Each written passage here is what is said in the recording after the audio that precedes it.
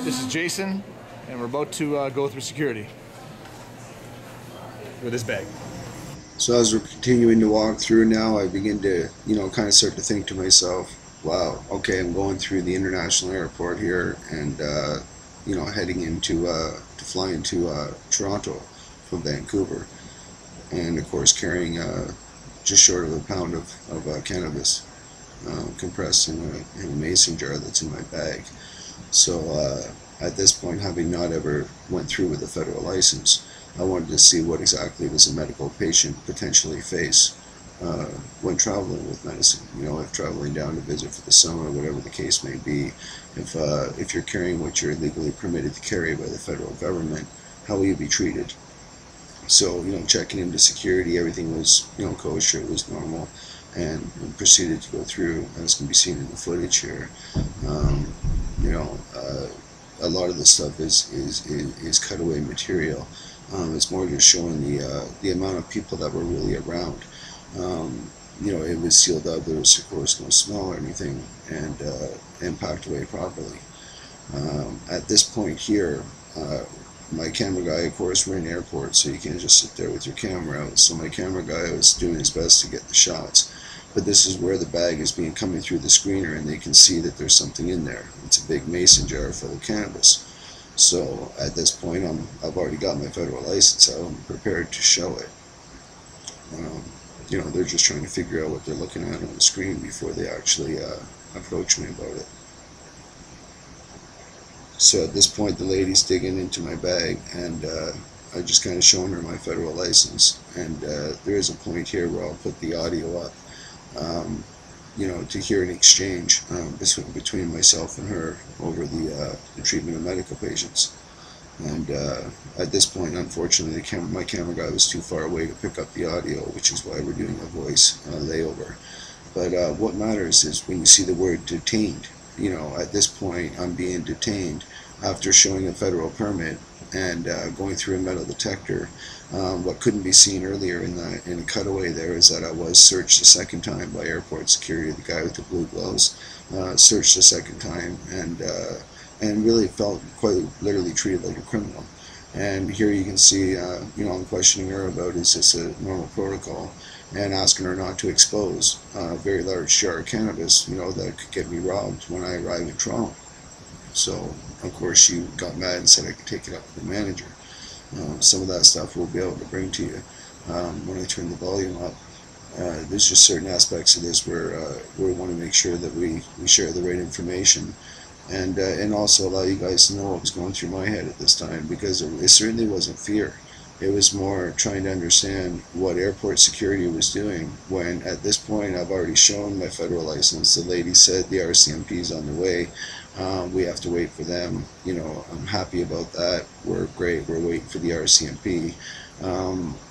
My problem was being frisked a second time by airport security, and the ongoing of tearing through all my stuff again, as you can see her doing. She's still kind of digging through my bag, and you're talking about a single jar of cannabis a federal license was produced for, and certainly notified them of it right away. So there's no need to carry on as though I'm a criminal, and search me additionally, and continue to search through my stuff and all my camera bag. And at that point there, I believe is where she told me I could take it up with her manager, and I said that I would. I believe he comes into the picture here right now with the black jacket. This is another guy, so we've now got 3 people involved that are not police, that have no authority to touch my medicine or to go into it. So I have to reinforce again. You can see she opens the bag wide open, exposing my medicine to anybody standing around. I asked the gentleman to keep it disclosed, or keep it covered, and so it's not exposed to everybody and doesn't endanger me as a medical patient. I went on to ask the actual security officer here if there was any policy in place for medical patients at the airport so that they don't have to be detained. And at that point, he said no, that there's not, other than to involve the RCMP. So, asking me where I'm going and what I'm doing just didn't seem the right thing for them to be asking or to be doing, which is why I'll be playing parts of this with the audio up and the other parts with the voice overlay. But you can see here there's a clear exchange as to whether they can even open the jar as they wanted to, because they can't open or touch or do anything with my medicine under federal statute, so under federal law, and that's what was bothering me. And of course the exposure. At this point, people begin to worry about what's going on, and again, the issue of detainment. If we look at the timeline, we can see we're now almost into 6 minutes of detainment since I showed a federal license and since I showed what I was carrying, and while we're waiting for police. So, we'll see where this goes from here. I believe the police officer comes on scene relatively shortly here. Once again, this is the manager that escorted me over to another area, so people are, of course, wondering what's up with this guy.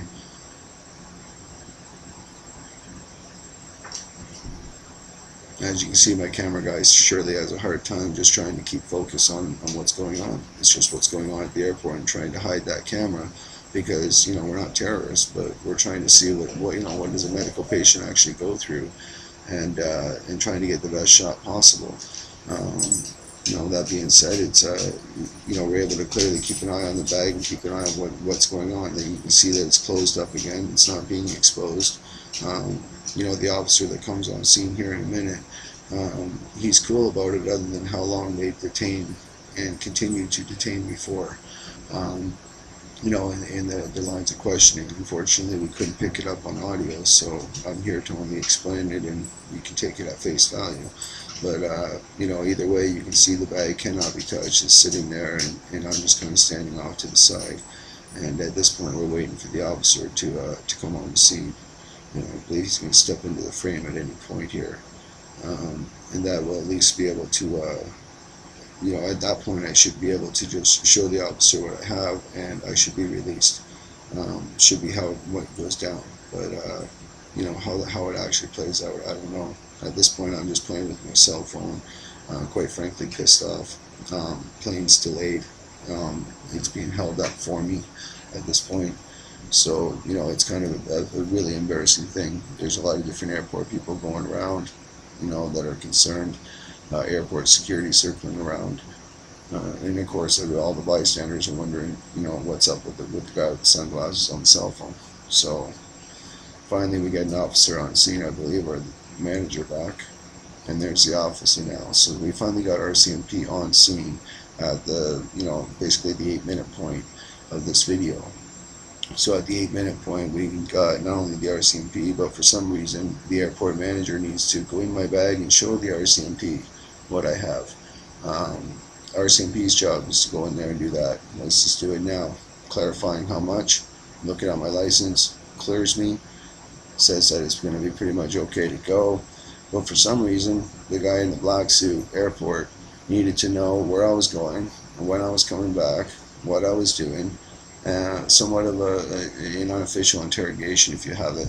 So of course I refused to answer a lot of the questions, and simply reminded them that they can't touch my medication other than the officer in the course of an investigation. And what's unique about it is that the officer was cool. It was more the airport security guy, and I was asking him about their policy and the fact that I was searched a second time and that I was detained, for a period of time, and is this normal procedure? And at this point, the officer's just kind of explaining to me that, yeah, it's just kind of crappy that you guys need to get caught up in this, but people can do this. And I said, well, it's kind of hard to duplicate a pink form, and after 10 years of these forms being out there, there should be something in place at the airport to prevent planes needing to be held up for a medical patient to make their flight.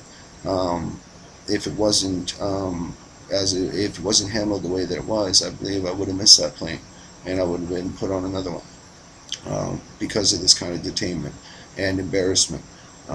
Which people may not see it that way. They may say, "Oh, well, you're bringing your medicine on there." Well, take your morphine or your Demerol with you, and freaking get detained like this in front of a bunch of people, get patted down a second time like you're a terrorist, and see how you feel, and see whether you feel like you're still a medical patient. At this point, I'm still being detained. The officer's talking to me, and I'm engaged in a conversation. It's not bad, but at the same time, I'm still not free to go. I'm not free to go until he says I am. So I have to continue to listen to the rhetoric and the cross questions. Where are you going, and when are you planning on coming back, and that's it. But the most of the discussion was really about how he didn't like to enforce this silliness. He said there was a lot of us that seemed to be going through at this time, and I said, well, it must be just coincidental. He asked if there was something going on in Toronto, so I just kind of said, I don't know. I guess there is, maybe not. I said, if there is, I'm certainly going to be there, and I said, but I'm also down there to see family. So, and really the officer goes back in. You can see here he's looking again. He knows that my quote is just over a pound that I'm allowed to carry on me, and that I'm carrying just under a pound. So, he eyeballs it. He doesn't scale it. Takes down my license. Now here's where he takes down my information, standard protocol in his book. He's just writing down my license number, my name, my flight number, when I'm coming back. This is the kind of stuff that was also, a little frustrating, was the information. But the officer was cool about it. When I asked him to keep it covered up so it wasn't exposed, he understood. At this point, I've been released. I'm no longer really being detained. My cameraman just covered the camera up there. Last thing we wanted was, to cause any trouble. But if you look at the roof at any given time, you can see there's like 10,000 cameras on the roof looking at us. So I'm sure they've seen our camera before we've seen theirs. But either way, you can see here, my camera guy kept filming to show just how much information they write down about the medical patient that just went through. And they're continuing to talk about it. And now here comes the back guy in the suit. Now he's got to talk about it. He wants to know what's going on. Now that's the guy that was watching. So, this is where we're looking at, is it this necessary for a medical patient? These are three high-paid jobs, and an officer that's supposed to be busy at the airport, but has time to sit there and talk about the patient that just went through with just less than a pound, and and had a federal license to do so, and that they have no power to really do anything about it. So I really don't see what the issue was, but you can see here where it just continues to go on. I'm waiting up for a golf cart actually at this point, because the plane had been held up, so they have to actually take me on a golf cart. So we're kind of trying to listen in and listen to what they're saying, and or actually no, I guess I'm still detained at this point. The plane was held for 5 minutes. I guess I am still there. I'm not really detained. I'm free to go, but I'm trying to pack up my stuff that they ripped all apart. This is all my camera gear and everything else for filming family and stuff. So, I got all my stuff with me, but at the same time trying to pack it up, get ready in time, and quite frankly pissed off because I'm now 12 minutes, or 13 minutes into this, and 1 minute after being detained, by airport security, 13 minutes later, I'm rushing to try and make a cart to run for the plane, and not forget anything. Make sure that my boarding pass is ready. Make sure that my ID is ready so that I can actually get on the plane. Not to mention the embarrassment of coming on late because security had to detain me. So here you can see the lady leading us onto the go-kart, whatever you want to call it, go-kart, golf cart, friggin' airport cart, whatever. Friggin' thing just beep, beep, beep the whole way through. And then I showed the audience here exactly what all the huff and fuss and puff was about. There is no need to search me. I couldn't hurt anybody with what I had. There was no weapon found. There was no explosives. There was nothing but a jar of cannabis. And with that came all that unneeded additional pat down and search. And of course, the unneeded RCMP involvement in detainment. So hopefully this will stop for medical patients in the future.